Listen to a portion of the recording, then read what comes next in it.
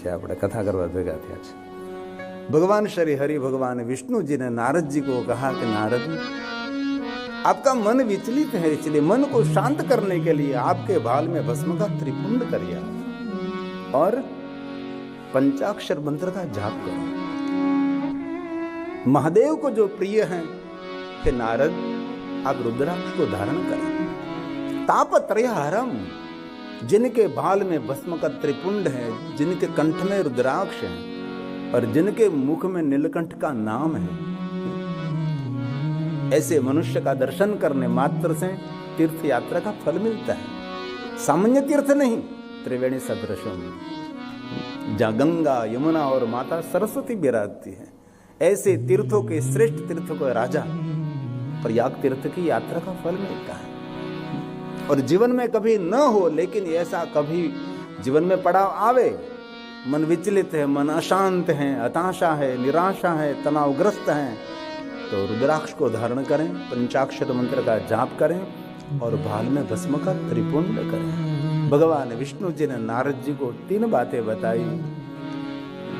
बहुत लोग ऐसा मानते हैं कि ज्योतिर्लिंग महाकालेश्वर महादेव को शमशान की भस्म चढ़ती है. कभी नहीं, ये किसी ने झूठ फैलाया है. मुझे भी ऐसा ही मन में था कि महाकालेश्वर महादेव को शमशान की भस्म चढ़ती है. और जब मैं महाकालेश्वर नहीं गया था, इससे पहले मैं कथा कर रहा था, तो मैं अंदर से ही मैं ऐसा कहता था कथा में कि भाई महादेव को शमशान की भस्म नहीं चढ़ानी चाहिए, महाकालेश्वर चढ़ रही है तो ये तो पता नहीं कैसे चढ़ा रहे हैं. लेकिन बाद में, सालों के बाद मुझे महाकालेश्वर महादेव ज्योतिर्लिंग में कथा कहने का अवसर मिला और सभी प्रधान पुजारी हमारे संपर्क में आए, उनका मिलन हुआ. तब मुझे एक रात्रि की पूजा होती है, शयन आरती जिनको कहते, 11:30-12 बजे. इसमें मंदिर में किसी को रहने नहीं देते, सिर्फ 4 और 5 पुजारी रहते. महेश गुरु जी हैं, रमण गुरु जी, ये सभी रहते हैं. और पूरा मंदिर सिक्योरिटी को सौंप दिया जाता है. और मेरे पर कोई विशेष कृपा होगी महाकालेश्वर की के पुजारियों की, पता नहीं, लेकिन मुझे अनुमति मिली और रात को मैं वहाँ रहा. और रात के समय, ये जो रात का दृश्य है, रात को 12 बजे का, ये प्रधान पुजारी रमण गुरु जी उसका नाम है, बड़े विद्वान हैं. उसने मुझे कहा कि एक काम करना है आपको. तो बोलिए. सभी दुनिया में एक बात फैल गई है कि महाकालेश्वर महादेव को शमशान की भस्म चढ़ती है, और हम यहाँ से किसी को भस्म का प्रसाद देते थे, लोग बाहर जाकर फेंक देते हैं. क्यों फेंकते हैं? क्योंकि उसके मन में एक वहम है कि भस्म शमशान की है, इसलिए घर नहीं ले जानी चाहिए, इसलिए लोग फेंक देते हैं. तो उसने मुझे संपूर्ण बात समझाई कि हमने कभी महाकालेश्वर महादेव को शमशान की भस्म कभी पहले चढ़ाई नहीं, अभी भी महाकालेश्वर महादेव की भस्म चढ़ नहीं रही, आने वाले समय में भी कभी शमशान की भस्म महादेव को हम नहीं चढ़ाएंगे. लेकिन समाज में किसी ने झूठ फैला रखा है, इस झूठ को आपको दूर करना है. वहां से मैं हर कथा में प्रचार प्रसार करता रहता हूँ. और इस प्रधान पुजारियों ने मुझे कहा कि हमारे महाकालेश्वर परिसर में एक स्थान पर भस्म स्थान है, जहाँ से भस्म हम निर्माण करते हैं.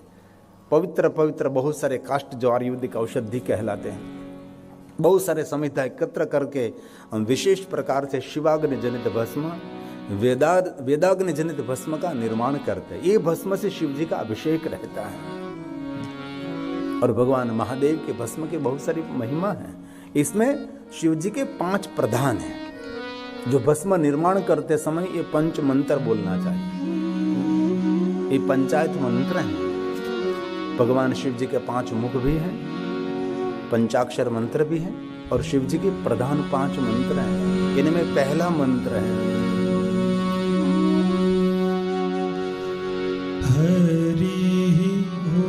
ये मूल मंत्र है. जो विद्वान है, जो आचार्य हैं, ये लोग बहुत अंतःकरण से, हृदय से सुंदर बोलते हैं. ओम ईशानः सर्वविद्यानां, ईशान मंत्र सद्योदातु रघो ईश्वरः सर्वभूतानां, ये पंचायत मंत्र है. ब्रह्माधिपतिर्ब्रह्मणो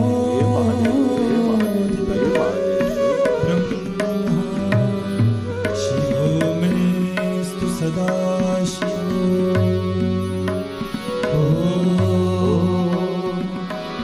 ईशानाय नमः। वामदेवाय नमो ज्येष्ठाय नमः श्रेष्ठाय नमो रुद्राय महादेव महादेव महादेव बलविकर्णाय नमो बलाय नमो बलविकर्णाय नमो बलप्रमथनाथाय नमः सर्वभूतदमनाय नमो मनोन्मनाय नमः।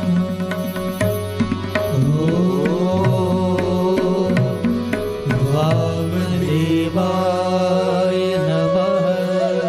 अघोरेभ्यो महादेव महादेव चघोरे घोराय नमः घोराय नमः घोर कराय घोरे महादेव महादेव महादेव महादेव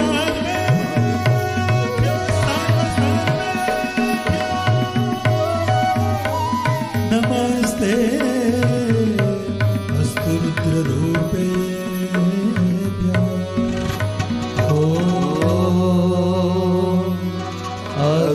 अघोराय नमः।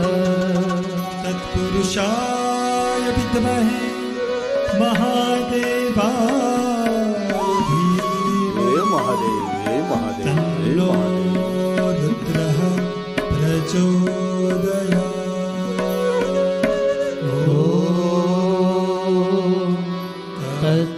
तत्पुरुषाय नमः।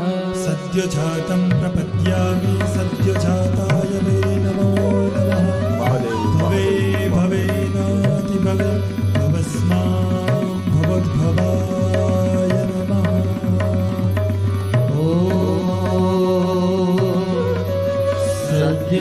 सद्योजाताय नमः।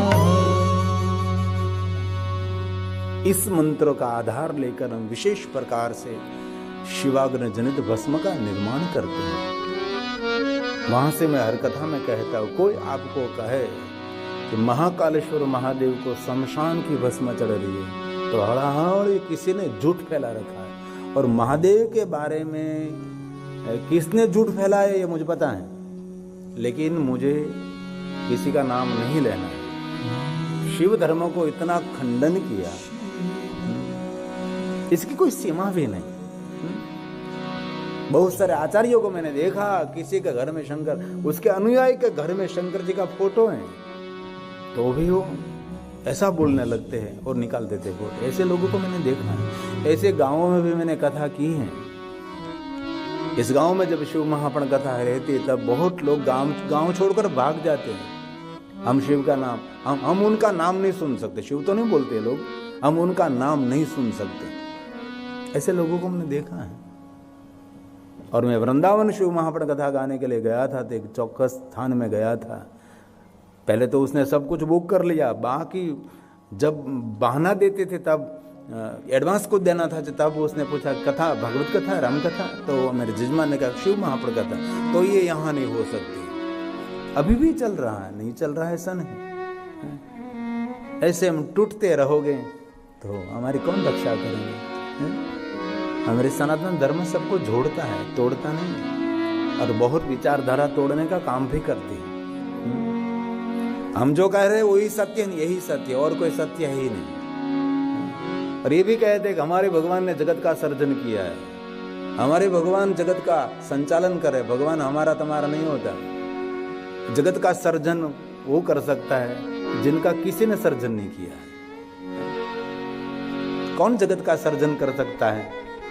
जिनका जन्म नहीं हुआ है, जो अजन्मा है, वही जगत के सर्जक हैं। और कभी जो सधाम में नहीं गए, जिनके कोई मृत्यु नहीं हुई, वो जगत के सर्जक हैं। और जिनका कोई जन्म नहीं हुआ वो तो शिव है।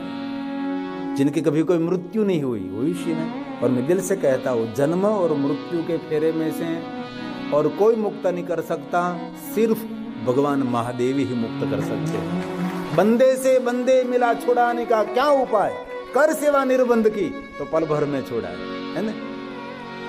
जन्म मृत्यु जरा व्याधि पीड़ितम कर्म बंधन है। जो महादेव की साधना करते हैं उनके जीवन में कोई भय नहीं रहता। महादेव का सबसे बड़ा वरदान है देव अभय वरदान। अभय वरदान महादेव देते हैं। जिनको जीवन में तो किसी का भय नहीं रहता, जो महादेव का भक्त है उसको कभी मृत्यु का भी भय नहीं रहता, वो शिव है। इसलिए शिव जी के बारे में बहुत गलत है। मैं 30 साल से लगातार भगवान महादेव की कथा गाता हूं। मुझे पता है बहुत लोग शिव जी का प्रसाद भी नहीं लेते थे, और शिव महापुराण ग्रंथ में प्रश्न भी किया, अग्राह्यम शिव नैवेद्यम। सुत पुराण ने कहा नहीं नहीं, ग्राह्यम शिव नैवेद्यम, अग्राह्यम नहीं, नहीं लेना है ऐसा कभी भाव नहीं प्रकट करना चाहिए, प्रसाद ग्रहण करना ही चाहिए। भगवान महादेव के नैवेद्य का दर्शन करने मात्र से शिवलोकम ब्रजे नर, भगवान महादेव के लोक का अधिकारी रहता है दर्शन करने मात्र से। और जो कोई महादेव का प्रसाद लेने में विलंब करता है, विलंबते पाप संबंधो, जो कोई शिव जी का नैवेद्य प्रसाद लेने में विलंब करता है उसको पाप के साथ संबंध हो जाता है। ऐसे जब भगवान शिव जी का किसी ने प्रसाद दे, इसी समय ग्राह्यम शिव नैवेद्य, प्रेम पूर्वक भगवान महादेव का नैवेद्य ग्रहण करना चाहिए। और एक दूसरी बात, कभी भी आपको ज्योतिर्लिंग का नैवेद्य मिले, ज्योतिर्लिंग का प्रसाद मिले, तो जो कोई ज्योतिर्लिंग का नैवेद्य अपने मुख में रखता है तो उन मनुष्य को चांद्रण व्रत का पुण्य मिलता है। और सभी व्रतों में कोई कठिन में कठिन व्रत है चांद्रण व्रत है, चांद्रायण बहुत कठिन व्रत है चांद्रायण। चंद्र की कला के सरा भोजन की वृद्धि और भोजन कम करना। काश्मीरे स्फटिके रत्ने ज्योतिर्लिंगेषु सर्वशः, कोई भी ज्योतिर्लिंग का नैवेद्य चांद्रायण समं प्रोक्तं शंभो नैवेद्य भक्षणम्, शंभो नैवेद्य भक्षणम्। चांद्रण व्रत कितना कठिन है। इसमें भोजन भी किस वस्तु का करना चाहिए? पहले तो गाय माता को जौ खिलाइए, गाय माता जौ खाएगी, गोबर के द्वारा ये साबुत पूरा जौ निकलेगा, इस गोबर में से धोकर इसमें से जौ एकत्र करना है जो गाय के पेट में से पसार हुआ है। ये पूरे साबुत जौ पूरा पानी से साफ करके सूर्य के प्रकाश में उसको सुखाना पड़ता है। बाद में उनमें से आटा बनता है। इस आटे से रोटी बनाना है। इस रोटी भगवान महादेव को अर्पण करनी है। इनमें पूर्णिमा के दिन जो आप व्रत का प्रारंभ कर रहे हैं, तो पूर्णिमा के दिन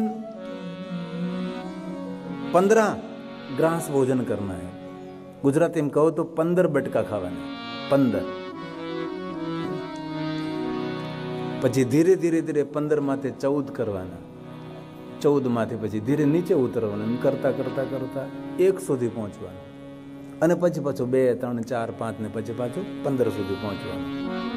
24 કલાક એમાં દૂધ ન પીવાય, ફલ ન કરાય, ફલ આહાર ન કરે, ફરાળ ન કરે।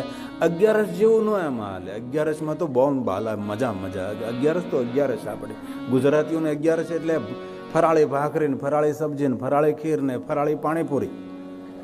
તું જો તો ખરા, 24 કલાકમાં એક જ બટકું ભોજન કરવાનું, 1 ગ્રાસ, એક જ બટકું। પછી બટકું બટકાના રૂપમાં હોવું જોઈએ, પછી બટકો નહીં હોવો જોઈએ મોટો। એમાં ઘણા લોકો તો પછી બટકો નહીં, બટકો એવું नहीं। अति सभी व्रतों में कोई कठिन व्रत हो तो चांद्रायण व्रत है, लेकिन ये व्रत आपसे न हो सके तो कहीं ज्योतिर्लिंग में से आपको प्रसाद मिल जाए तो समझ लेना चाहिए आपको चांद्रायण व्रत का पुण्य आपने लिया है। ये व्रत की महिमा है। शिव जी की बातें सबसे न्यारी, सबसे अलग है। तो जब महाकाल में गया था तब मुझे पता लगा कि महादेव को शमशान की भस्म नहीं चढ़ रही है। इसलिए हमने महाकालेश्वर सानिध्य में एक सुंदर महाकालेश्वर महादेव को ध्यान में रखते हुए कि उनके बारे में एक सुंदर कीर्तन बनाया था हमने, महाकालेश्वर को समर्पित। कथा में ज्यादातर हम गाते तो हम कुछ ना कुछ रचना करते हैं, वही कथा में गाने का प्रयास करते हैं। और मैं छेले गिरी लगा देता हूँ बापू, अंतिम पंक्ति में गिरी, कोई गाए तो उसको गौरव मिले कि वाह वाह ये गिरी ने लिखा है। कौन गिरी है? नहीं, गिरी पूरी भारती उतारे शंकर ने आरती। हमारे तो परंपरा महादेव की पूजा है ना।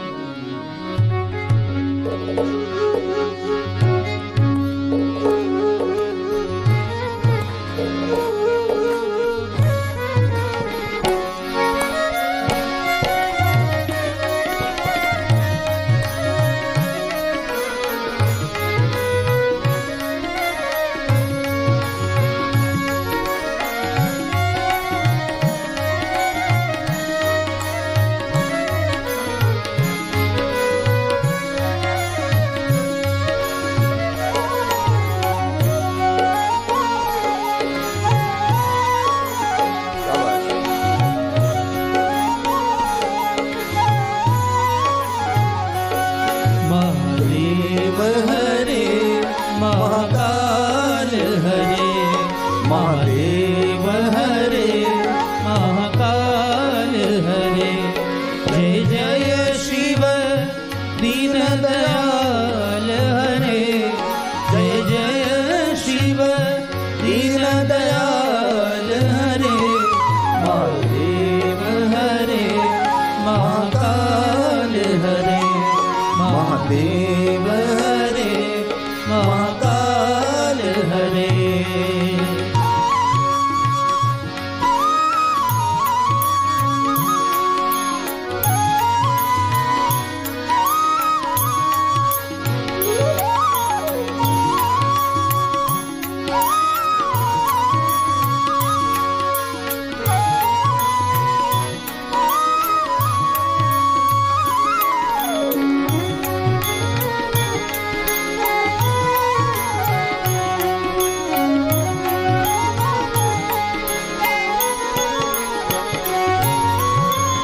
उज्जैनवासी महाकाल हरे, उज्जैनवासी महाकाल हरे। आए शरण उद्धार करे, आए शरण उद्धार करे। महादेव हरे महाकाल हरे, महादेव हरे महाकाल हरे। जय जय शिव दीन दयाल हरे, जय जय शिव दीन दयाल हरे।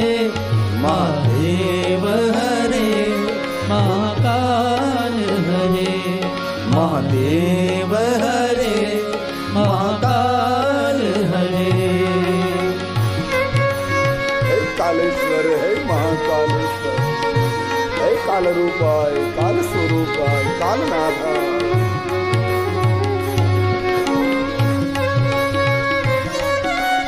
महादेव महादेव महादेव महादेव महादेव महादेव महादेवाची कीर्तना।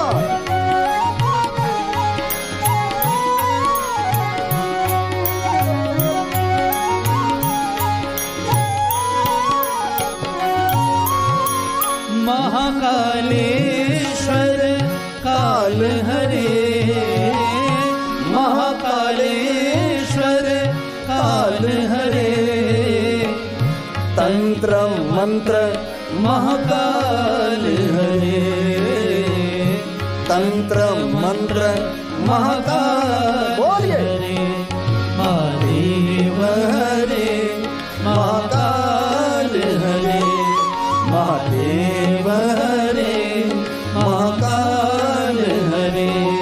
जय जय शिव दीन दयाल हरे, जय जय शिव दीन दयाल हरे।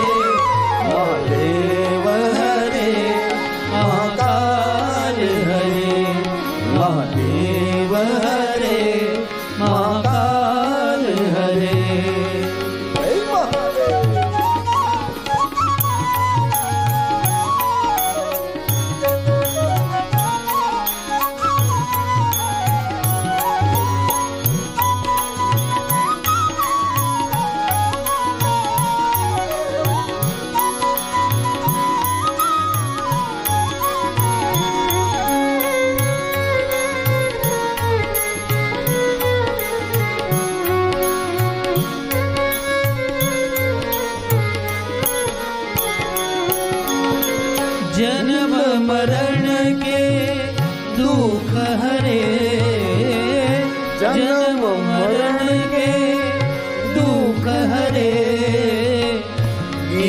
कहे शिव सुख करे, गिरि कहे शिव सुख करे।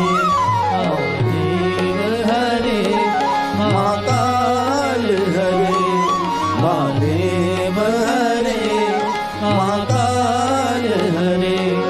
जय जय शिव दीन दयाल हरे, जय जय शिव दीन दयाल हरे।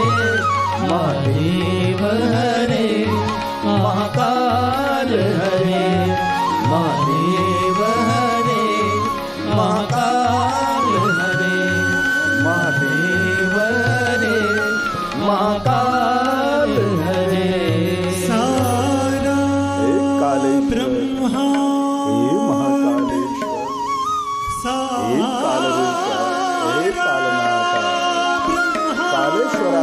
झुकता है जिसकी शरण, मेरा प्रणाम है, मेरा प्रणाम है महाकाल। हे महादेव, हे महादेव, हे महादेव, हे महादेव, हे महाकाल के चरण। कभी महाकालेश्वर जाने का आपको अवसर मिले तो वहाँ 84 महादेव हैं।